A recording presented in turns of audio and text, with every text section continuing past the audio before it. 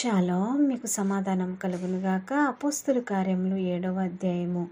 ప్రధాన యాజకుడు ఈ మాటలు నిజమేనా అని అడిగెను. అందుకు స్టెఫను చెప్పినదేమనగా, సహోదరులారా, తండ్రులారా వినుడి. మన పితరుడైన అబ్రహాము హారాన్లో కాపురముండక మునుపు మెసొపొతామియాలో ఉన్నప్పుడు మహిమగల దేవుడు అతనికి ప్రత్యక్షమై, నీవు నీ దేశమును నీ స్వజనమును విడిచి బయలుదేరి నేను నీకు చూపింపబోవు దేశమునకు రమ్మని అతనితో చెప్పెను. అప్పుడు అతడు కల్దీల దేశమును విడిచిపోయి హారాన్లో కాపురముండెను. అతని తండ్రి చనిపోయిన తరువాత అక్కడ నుండి మీరిప్పుడు కాపురమున్న ఈ దేశమందు నివసించుటకై దేవుడు అతన్ని తీసుకుని వచ్చెను.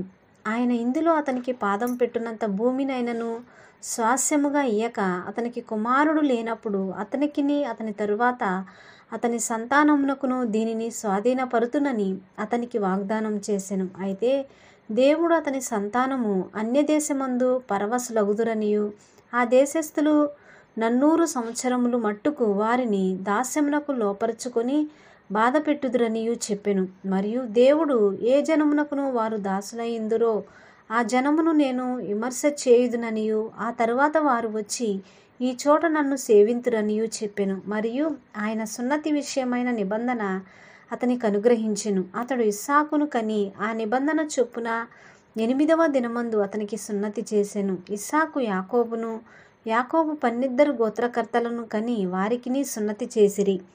ఆ గోత్రకర్తలు మత్సరపడి యోసేపును ఐగుప్తులోనికి పోవుటకు అమ్మివేసిరి గాని దేవుడు అతనికి తోడయుండి అతని శ్రమలన్నిటిలో నుండి తప్పించి దయను జ్ఞానమును ఐగుప్తు రాజైన ఫరో ఎదుట అతనికి అనుగ్రహించినందున ఫరో ఐగుప్తునకును తన ఇంటికంతటికిని అతనిని అధిపతిగా నియమించెను.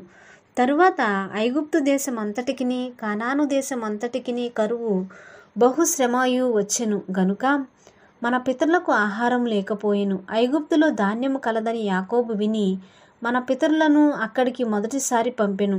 వారు రెండోసారి వచ్చినప్పుడు యోసేపు తన అన్నదమ్ములకు తన్ను తెలియజేసుకొనెను. అప్పుడు యోసేపు యొక్క వంశము ఫరోకు తెలియవచ్చెను. యోసేపు తన తండ్రి అయిన యాకోబును తన స్వజనులందరినీ పిలువనంపెను. వారు 75. యాకోబు ఐగుప్తునకు వెళ్ళెను. అక్కడ అతడును మన పితరులను చనిపోయి అక్కడ నుండి షేకెమునకు తేబడి షేకెములోని హమోరు కుమారుల యొద్ద అబ్రహాము వెల ఇచ్చి కొనిన సమాధిలో ఉంచబడిరి. అయితే దేవుడు అబ్రహామునకు అనుగ్రహించిన వాగ్దాన కాలము సమీపించిన కొలది ప్రజలు ఐగుప్తులో విస్తారముగా వృద్ధి పొందిరి. తుదకు యోసేపుని ఎరుగని వేరొక రాజు ఐగుప్తును ఏలనారంభించెను. ఇతడు మన వంశస్థుల ఎడల కపటముగా ప్రవర్తించి తమ శిశువులు బ్రతుకుకుండా వారిని బయట పారవేయవలనని మన పితరులను బాధపెట్టెను. ఆ కాలమందు మోషే పుట్టెను. అతడు దివ్య సుందరుడై తన తండ్రి ఇంట 3 నెలలు పెంచబడిను. తరువాత అతడు బయట పారవేయబడినప్పుడు ఫరో కుమార్తె అతనిని తీసుకొని తన కుమారునిగా పెంచుకొనిను. మోషే ఐగుప్తీల సకల విద్యలను అభ్యసించి మాటల యందును కార్యముల యందును ప్రవీణుడై ఉండెను.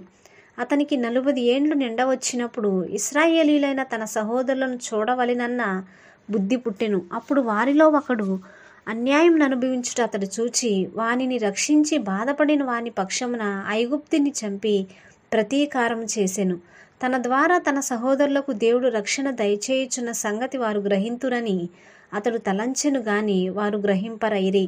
మరునాడు ఇద్దరు పోట్లాడుచుండగా అతడు వారిని చూచి, అయ్యలారా, మీరు సహోదరులు, మీరెందుకు ఒకరినొకడు అన్యాయం చేసుకొనుచున్నారని చెప్పి వారిని సమాధానపరచజూచెను. అయినను తన పొరుగువానికి అన్యాయం చేసిన వాడు మా మీద అధికారినిగాను తీర్పరిగాను నిన్ను నియమించిన వాడెవడు? నీవు నిన్న ఐగుప్తిని చంపినట్టు నన్నును చంపదలిచి ఉన్నావా అని అతన్ని త్రోసివేసెను. మోషే ఆ మాట విని పారిపోయి మిద్యాను దేశంలో పరదేశీ అయ్యుండి అక్కడ 2 కుమారులను కొనెను. 40 ఏండ్లైన పిమ్మట సీనాయి పర్వత అరణ్యమందు ఒక పొదలోని అగ్ని జ్వాలలలో ఒక దేవదూత అతనికి కనబడెను.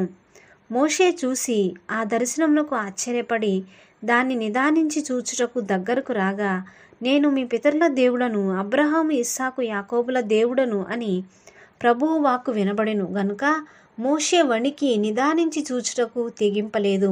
అందుకు ప్రభువు, నీ చెప్పులు విడువుము, నీవు నిలిచిన చోటు పరిశుద్ధ భూమి. ఐగుప్తులో నున్న నా ప్రజల దురవస్థను నేను నిదానించి చూచితిని. వారి మూలుగు వింటిని, వారిని విడిపించుటకు దిగివచ్చిన్నాను. రమ్ము, నేనిప్పుడు నిన్ను ఐగుప్తునకు పంపుదునని అతనితో చెప్పెను. అధికారినిగాను తీర్పరిగాను నిన్ను నియమించిన వాడెవడని వారు నిరాకరించిన ఈ మోషేను అతనికి పొదలో కనబడిన దేవదూత ద్వారా దేవుడు అధికారినిగాను విమోచకునిగాను నియమించి పంపెను. ఇతడు ఐగుప్తులో ఎర్ర సముద్రంలోను 40 ఏండ్లు అరణ్యంలోను మహత్కార్యములను సూచక్రియలను చేసి వారిని తోడుకొని వచ్చెను. నా వంటి ఒక ప్రవక్తను దేవుడు మీ సహోదరులలో మీకు పుట్టించును అని ఇశ్రాయేలుతో చెప్పిన మోషే ఇతడే.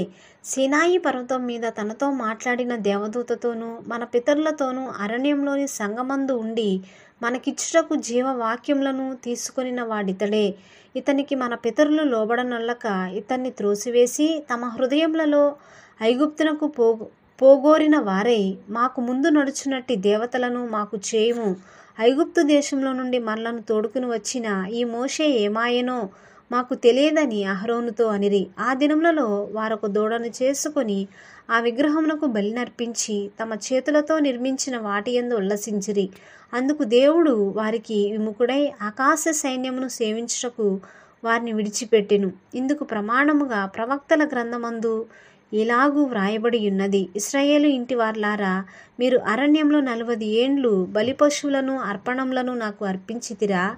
మీరు పూజించుటకు చేసుకున్న ప్రతిమలైన మేలోకు గుడారమును రొంపాయను దేవత యొక్క నక్షత్రమును మోసుకొని పోతిరి గనుక బబులోను ఆవలికి మిమ్మును కొనిపోయేదను. అతడు చూచిన మాదిరి చొప్పున దాన్ని చేయవలనని మోషేతో చెప్పినవాడు ఆజ్ఞాపించిన ప్రకారము సాక్ష్యపు గుడారము అరణ్యంలో మన పితరుల యొద్ద ఉండెను. మన పితరులు తమ పెద్దల చేత దానిని తీసుకునిన వారై దేవుడు తమ ఎదుట నుండి వెళ్ళగొట్టిన జనములను వారు స్వాధీనపరచుకొనున్నప్పుడు యెహోషువతో కూడా ఈ దేశంలోనికి దాన్ని తీసుకుని వచ్చిరి. అది దావీదు దినముల వరకు ఉండెను. అతడు దేవుని దయ పొంది యాకోబు యొక్క దేవుని నివాస స్థలము కట్టకోరెను. అయితే సొలొమోను ఆయన కొరకు మందిరం కట్టించెను. అయినను ఆకాశము నా సింహాసనము, భూమి నా పాదపీఠము. మీరు నా కొరకు ఎలాంటి మందిరం కట్టుదురు? నా విశ్రాంతి స్థలమేది? ఇవన్నీ నా హస్తకృత్యములు కావా అని ప్రభువు చెప్పుచున్నాడు అని ప్రవక్త పలికిన ప్రకారము సర్వోన్నతుడు హస్తకృత్యములలో నివసింపడు. ముష్కరులారా, హృదయములను చెవులను దేవుని వాక్యమునకు లోపరచ నొల్లని వారలారా, మీ పితరుల వలె మీరును ఎల్లప్పుడూ పరిశుద్ధాత్మను ఎదిరించుచున్నారు. మీ పితరులు ప్రవక్తలలో ఎవరిని హింసింపకయుండిరి. ఆ నీతిమంతుని రాకను గూర్చి ముందు తెలిసిన వారిని చంపిరి. అయినను మీరు ఇప్పుడు అప్పగించి హత్య చేసిన వారైతిరి. దేవదూతల ద్వారా నియమింపబడిన ధర్మశాస్త్రమును మీరు పొందితిరి గాని దానిని గైకొనలేదని చెప్పెను.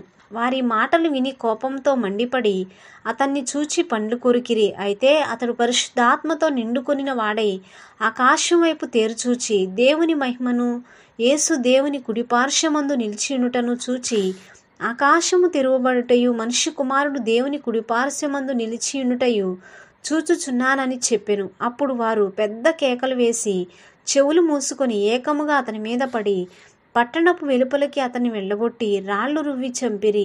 సాక్షులు సౌలు అను ఒక యవనుని పాదముల యొద్ద తమ వస్త్రములు పెట్టిరి. ప్రభువును గూర్చి మొర్రపెట్టుచు, యేసుప్రవ్వా, నా ఆత్మను చేర్చుకొనుమని స్టెఫను పలుకుచుండగా వారు అతన్ని రాళ్లతో కొట్టిరి. అతడు మోకాళ్ళు, నీ ప్రవ్వా, వారి మీద ఈ పాపం మోపకుమని గొప్ప శబ్దముతో పలికెను. ఈ మాట పలికి నిద్రించెను. సౌలు అతని చావునకు సమ్మతించెను. ఆమేన్. దేవుడి పరిశుద్ధమైన వాక్యాన్ని దీవించునుగాక.